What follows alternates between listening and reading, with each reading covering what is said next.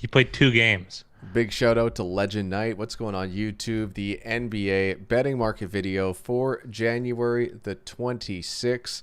Fat guy, we have 3 games on the docket for today. Let's start off with the Clippers Hawks game. 907 bets so far for the 7:30 p.m. Eastern time start. The Hawks opened as 3.5-point favorites. They've been bet up to 5-point favorites. 47% of bettors and 57% of the money is on the Hawks. If I'm not mistaken, the Clippers actually have a few big injuries tonight, or It has to be. guys that are. I'm pretty sure Kawhi Leonard and Paul George are out due to COVID type concerns. Don't quote me on that though. I'm just going off of what I heard yesterday. Yeah, I mean, why else would that line be like that? So perhaps the movement has less to do with that and more to do with less to do with money and more to do with perhaps injuries and players out. That is interesting. But like, when would that have news came out? Like, and why did that 1.5-point shift come?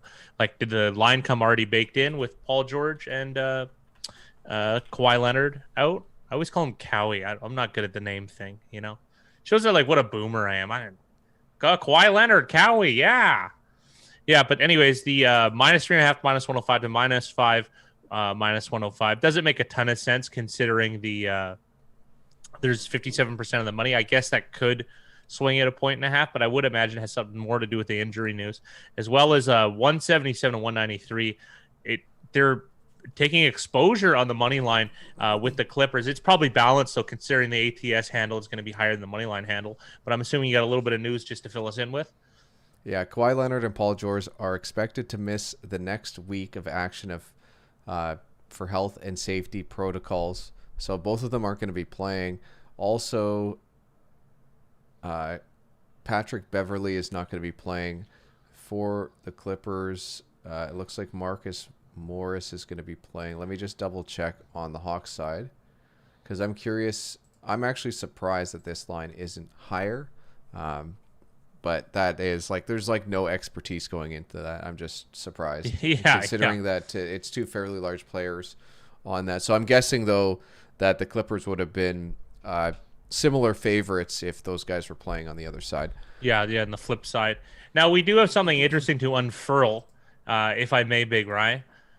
We do have a calculator that lets you know what is better, taking a spread bet in one scenario or taking a money line bet. So we're going to do it for both here. If you like the Hawks, I don't know if you have it queued up here, Big Ryan. I got to stall a little bit more. No, I've got it set up. If you do like the Hawks, we would suggest to bet the Hawks at -5, -105. So you bet them on the spread. Conversely, though, if you do like the Clippers, there is very, very, very slightly more value on the Clippers money line. So it's interesting because these markets aren't congruent. So we've spent a lot of time trying to figure out what are the value of points. We've been saying that. So it's kind of, like I said, we're learning together. So it's kind of coming to fruition right now. We can't visually give it to you yet because it's still, I guess we'll call it beta mode. Yeah, it's something that we're still testing out, and it's only one piece of the puzzle. So like we said, if you like one side, this is the better bet value-wise over the long term.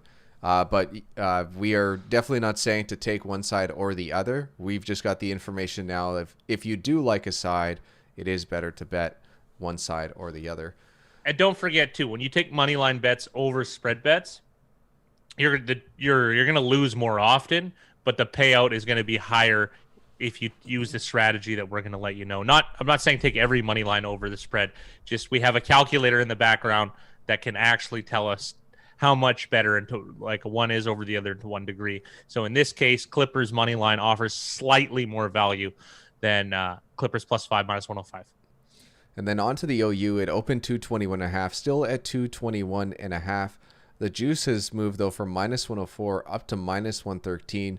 63% of bettors and 15% of the money. What is going on? Is this 2 days in a row too?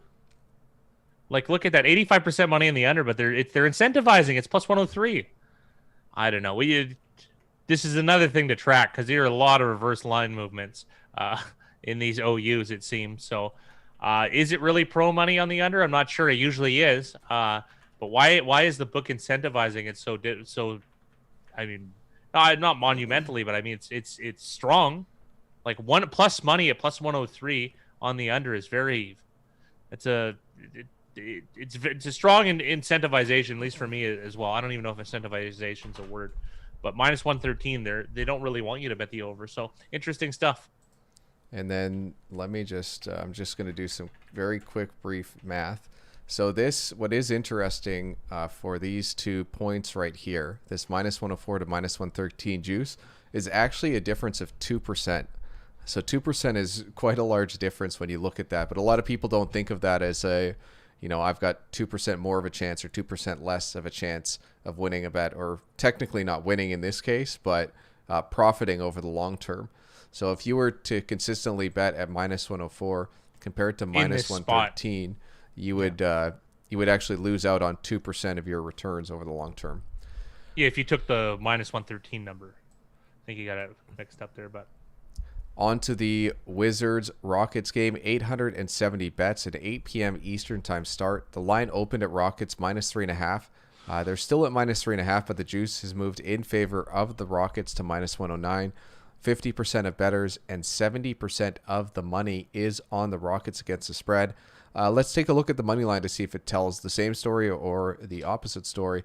And it looks like the same. So the line opened at minus 157 for the Rockets. It's been bet up to minus 162. So just a small line move. But they have received 42% of bets and 91% of the money. So heavy money coming in on the Rockets early on in this game. No, absolutely. But it's not a big line shift. We have the lowest betting volume of the day, and I would imagine by far the lowest handle, because despite all this money discrepancy, things haven't moved an awful lot. Like minus 157 to minus 162 is a tiny move, tiny, and minus 105 to minus 109. It's not that big a move either, right? So that leads me to believe that the handle in both the ATS market and the moneyline market is low, considering that it's not passing through a lot of threshold. But I wonder when and if there any value on the Wizards comes up, considering they are getting their odds are increasing, or their payouts are increasing rather, or odds pending on which market that you decide to choose. So there's a lot of interest in the Rockets early, whether that's sharp, whale, or public interest, that remains to be seen. 91% of the money on the money line. Maybe sharps don't bet every game, so they perhaps are staying away. But I can't make an inference necessarily. But I do think this is a low volume, low handle market on both the ATS and money line markets. But we do need to answer this question. We're going to be doing this a lot. What is the better value, Big Rye? So if you wanted to bet the money, or if you wanted to bet Washington, the better bet would be the money line at plus 146 instead of the plus 3.5 at minus 101. And over the long term, if you wanted to bet the Rockets, it would be better to take the Rockets against the spread at minus 3.5, minus 109. Well, there you have it. That answers that. The OU for this game, it opened 230.5, minus 105 on both sides. It's been bet up to 232, minus 104 on the over, minus 106 on the under.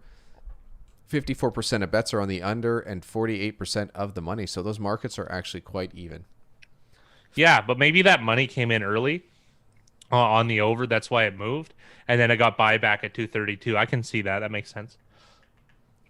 And then on to the Knicks Jazz game, 1,097 bets. This is a 9 p.m. Eastern time start. The Jazz opened as 11-point favorites. They're still 11-point favorites. The juice has moved in favor of the Jazz up to minus 109. 45% of bets and 72% of the money is on the Utah Jazz at this price. Conversely, on the money line, they've gone from minus 675 down to minus 582. 79% of bettors are on the Jazz, 47% of the money. So even though the Jazz, there is exposure on the Jazz against the spread, there's a lot, percentage-wise, there's a lot more exposure on the Knicks money line. But we don't know what the difference is between those handles. Like if the against the spread market is 4 times as large as the money line market, then technically the spread market would have more money on it, or at least more exposure on the Jazz. Yeah, it's probably going to be balanced, so that's usually what they do. The ratios, they usually get kind of right here. Interesting of note, Jazz covered a bunch of games in a row, if I'm not mistaken, Big Rye. Yeah, someone mentioned it in the Discord chat that it's like 8 games in a row they've covered. which is unbelievable. Yeah, it's It's a rare streak that for something like that to happen. What that does suggest, though, is I don't really buy into ATS streaks. Doesn't do much for me. But one thing I could, could draw from is it's perhaps over created an overvalued market for the Jazz. Because what it ends up happening is people, when they see stuff like that, they go like, "Oh, this team's really good. They keep winning, and I keep making money betting on them." So they end up just doubling down and doubling down and doubling down, not necessarily doubling, but at least following that team. So what tends to happen is that line gets inflated, and there is a chance perhaps that the Knicks aren't really 11-point dogs and maybe 9.5-point dogs. We can't make that inference necessarily, but it is that does tend to happen in spots like this. However, what I'd really like to know is what's the better play if I'm going to play the Knicks.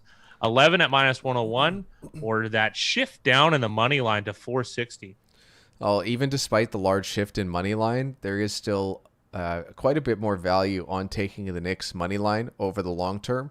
Whereas if you did like Utah in this spot, it would actually be better to take them against the spread compared to the money line.